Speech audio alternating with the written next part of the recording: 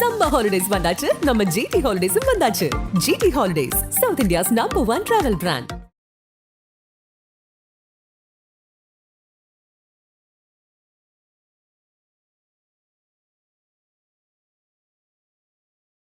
அமெரிக்காவில் சட்டவிரோதமாக குடியேறியவங்களை அவங்களுடைய சொந்த நாடுகளுக்கே திரும்பி அனுப்பிக்கிட்டு இருக்கு அமெரிக்க அரசு. அப்படியே அவங்கள அனுப்பும்போது இராணுவத்தினுடைய கார்கோ விமானத்துல கை கால்கள்ல செயின் கட்டி லாக் பண்ணி அவங்கள அனுப்பிக்கிட்டு இருக்காங்க. இது மனித உரிமைகள் மீறல் அப்படின்னு சொல்லி பல்வேறு நாடுகள் எதிர்ப்பு தெரிவிச்சிருக்காங்க.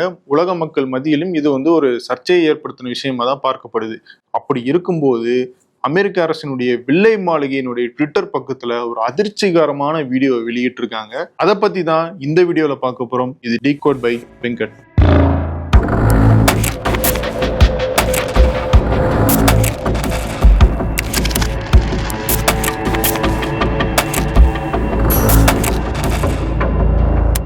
அமெரிக்காவில் கிட்டத்தட்ட 75 லட்சம் பேர் சட்டவிரோதமாக குடியேறி இருக்கிறதாக ஒரு தகவல் இருக்கு. ஆனா அதிகாரப்பூர்வமாக 75 லட்சம் பேர் தான் அங்க இருக்காங்க அப்படிங்கறத இது வரைக்கும் அமெரிக்க அரசு தெளிவுபடுத்தல. அதே மாதிரிதான் அங்க எவ்வளவு இந்தியர்கள் இருக்காங்க அப்படிங்கிறது அமெரிக்காவினுடைய பல்வேறு ஏஜென்சிஸ் ஒவ்வொரு டேட்டாவா கொடுத்துட்டு இருக்காங்க. அமெரிக்க அரசு சொல்றதுன்னா 18,000 இந்தியர்கள் சட்டவிரோதமாக குடியேறி இருக்காங்கன்னு சொல்றாங்க.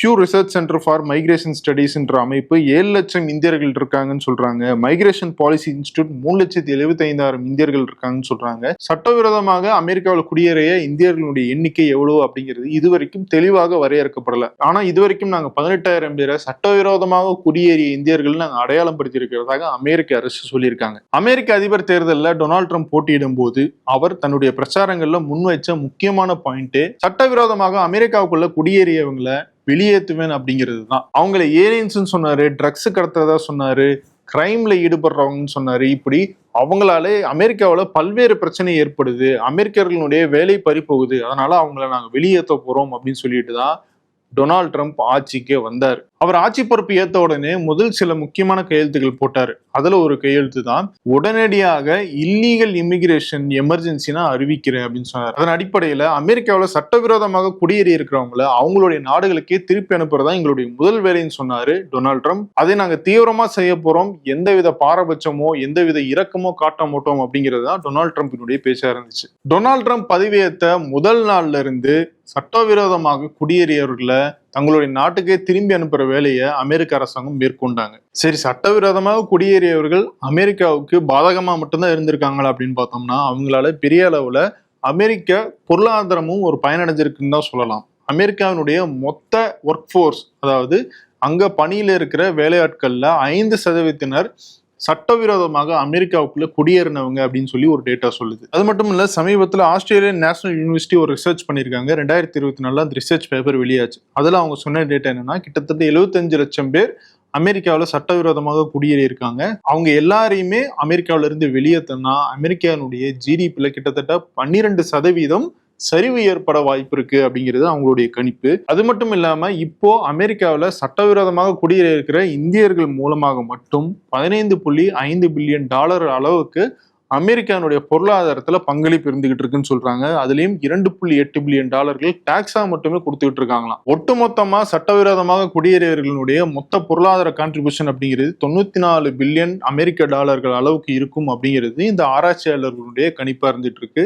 ஆனா அதுக்கு பதிலுக்கு அவங்களுக்கு எந்த விதமான சலுகைகளும் கிடைக்கல, மற்ற அமெரிக்கர்களுக்கு கிடைக்கிற மாதிரி. அமெரிக்காவில் சட்டவிரோதமாக குடியேறியவர்கள் அதிகமாக இந்த ப்ளூ காலர் ஜாப்ஸ்ன்னு சொல்லுவாங்க இல்லையா, அந்த மாதிரி வேலைகள்ல தான் ஈடுபட்டு இருக்காங்க. உதாரணத்துக்கு விவசாயம் சார்ந்த வேலைகள், மற்ற ஹார்ட் லேபர், அதாவது கடுமையான உடல் உழைப்பு தேவைப்படுகிற வேலைகள்ல தான் அவங்க ஈடுபட்டு இருக்காங்க. ஏன்னா அதுக்கு தான் குறைந்த அளவுல ஊதியம் அங்க வேலையில அமர்த்தி இருக்கவங்களால கொடுக்கப்படும்.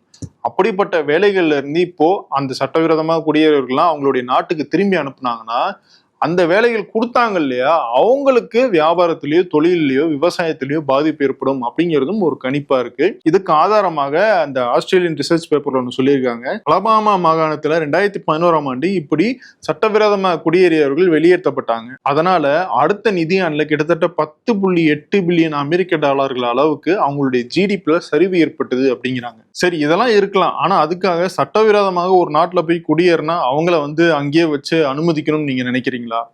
கண்டிப்பா இல்ல. அந்தந்த நாட்டு சட்ட விதிகள் என்ன சொல்லுதோ அதன் அடிப்படையில் நடவடிக்கை எடுக்க வேண்டியது அந்தந்த நாட்டினுடைய உரிமை தான். அதுல நம்ம தலையிட போறது கிடையாது. ஆனா அவங்களை எப்படி ட்ரீட் பண்றாங்க அப்படிங்கிறது தான் இங்க முக்கியமான கேள்வி. இந்தியாவில இருந்து அமெரிக்காவுக்கு சட்டவிரோதமாக குடியேறின ஒரு 300 பேர் இது வரைக்கும் 3 விமானங்கள் மூலமாக அமெரிக்கா திரும்பி அனுப்பியிருக்காங்க. 3 முறையும் அமெரிக்க ராணுவத்தினுடைய கார்கோ விமானத்துல தான் அவங்களை அனுப்பியிருக்காங்க. அந்த விமானத்திலையும் அவங்கள உட்கார வச்சு அவங்களுடைய கை கால்கள்ல செயின் கட்டியிருக்காங்க. முதல் விமானத்துல குழந்தைகளுக்கும் பெண்களுக்கும் செயின் போட்டதா சொல்லப்பட்டுச்சு. அடுத்த 2 விமானங்கள்ல பெண்களுக்கும் குழந்தைகளுக்கும் செயின் போடல அப்படின்னு சொல்றாங்க. ஒரு ராணுவத்தினுடைய கார்கோ விமானம் அப்படிங்கிறது ஜென்ரலா நம்ம போற பேசஞ்சர் ஃபிளைட் மாதிரி இருக்காது. அதுல வசதிகள் குறைவாக இருக்கும். அதுலயும் அந்த டிராவல் டைம் அப்படிங்கிறது 10 மணி நேரத்துக்கு மேல இருக்கு. அது முழுக்க அவங்களை செயின் போட்டு ஒரே இடத்துல அடிமைகள் மாதிரி கட்டி வச்சு கூட்டு வந்து விட்டுருக்காங்க. இதுக்கு உலகம் முழுக்க பல்வேறு நாடுகள் கண்டனம் தெரிவிச்சாங்க. குறிப்பா எந்தெந்த நாட்டை சேர்ந்தவர்கள் எல்லாம் அமெரிக்கா வெளியேற்றதோ அந்த நாட்டை சேர்ந்தவர்கள் எல்லாம் கடுமையான கண்டனத்தை சொன்னாங்க, இந்தியாவை தவிர. இப்படி கண்டனமும் எதிர்ப்பும் எழுந்திருக்கிற நிலையில தான் வெள்ளை மாளிகை ஒரு வீடியோவை வெளியிட்டிருக்காங்க. அந்த வீடியோவில் அமெரிக்காவுக்குள்ள சட்டவிரோதமாக குடியேறிய சிலர்களை வந்து காட்டுறாங்க. அவங்களுடைய முகம் காட்டப்படலை, அவங்க எந்த நாட்டை சேர்ந்தவங்க அப்படிங்கிறது அந்த வீடியோவில் தெரியல.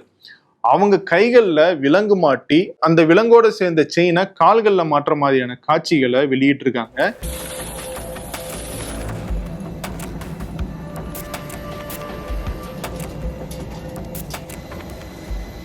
பார்க்க ரொம்பவே கஷ்டமா இருக்கு. கிட்டத்தட்ட அடிமைகளை நடத்துற மாதிரி நடத்திட்டு இருக்காங்க. பல நூற்றாண்டுகளுக்கு முன்னாடி மன்னர்கள் ஆட்சி காலத்துலதான் இப்படி அடிமைகள் பரிமாற்றம் அப்படிங்கிறது இருந்துச்சு.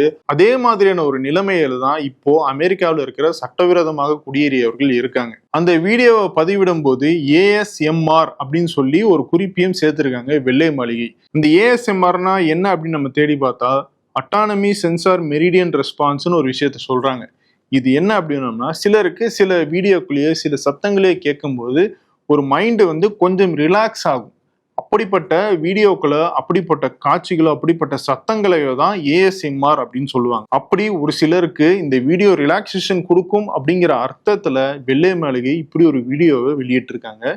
எவ்வளவு கொடுமையா இருக்கு பாருங்க. அந்த வீடியோவை எலான் மஸ்க் ரீட்வீட் பண்ணி ஹாஹா அப்படின்னு சொல்லி சிரிச்சிருக்காரு. சட்டவிரோதமாக குடியேறியவர்களை உங்களுடைய நாட்டில இருந்து வெளியேற்றணும் அப்படிங்கிறது உங்க நாட்டு சட்டமாக இருக்கலாம். ஆனா அது மனிதாபிமற்ற முறையில செய்யறது தவறான விஷயம். ஆனா அந்த தவறையும் இப்படி பகிரங்கமாக வெளியிட்டு அதை கிண்டலாக பேசி சிரிக்கிறது அப்படிங்கிறது இன்னும் கொடூரமான விஷயம். இந்த மனித உரிமை மீறல் குறித்து ஐநாவினுடைய ஹியூமன் ரைட்ஸ் கமிட்டியில சட்டம் 41 கீழ்ல எல்லா நாடுகளும் போய் முறையிட முடியும். ஆனா எந்த நாடுகளும் முறையிடாம இருக்காங்க.